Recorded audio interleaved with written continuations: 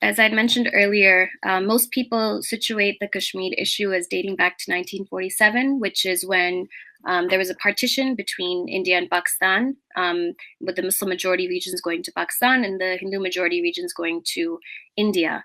I actually, myself and other scholars, actually situate the Kashmir movement to be earlier in 1931, which is when you really see a Kashmiri mobilization against Kashmir's colonial rulers, the Dogras, who were a princely Hindu monarchy that was ruling over a majority Muslim population, and Muslim Kashmiris were heavily suppressed under the Dogras. They were not educated.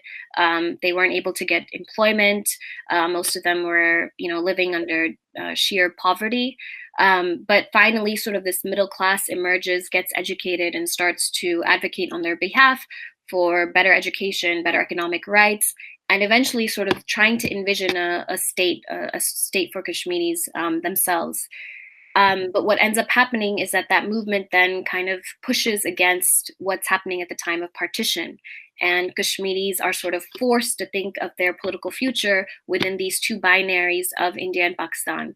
And probably most people at that time, because Kashmir was majority Muslim, would have gone to Pakistan. But there is this relationship between some of the Kashmiri nationalist leaders with the Indian National Congress. So they are kind of veering more towards India. And in the region of Jammu, which is part of the Kashmir state, there was an uprising against the Dogra Maharaja because the people wanted to join Pakistan. And the Maharaja heavily quashed that uprising. Estimates from 150,000 to 200,000 Muslims were killed. This is an uprising, the Jammu uprising, that doesn't get any play when you talk about the history of Kashmir, because people usually say that it all started when Pakistani tribals came from, northwest Pakistan, and tried to invade Kashmir, but that's not the case. The movement was always an indigenous movement.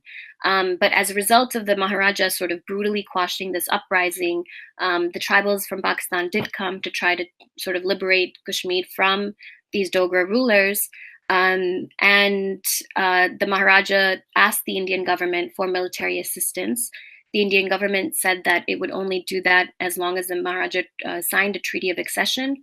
So he does that, and there's sort of a big question about whether he was forced to, whether he wanted to, but ultimately this treaty was signed, and it gives India the power over Kashmir's communications, defense, and foreign affairs. And it also says, and this is really important, that Kashmir, the future of the region would be decided by reference to the people. And India and Pakistan then go to war. Pakistan ends up with 1/3 of the region.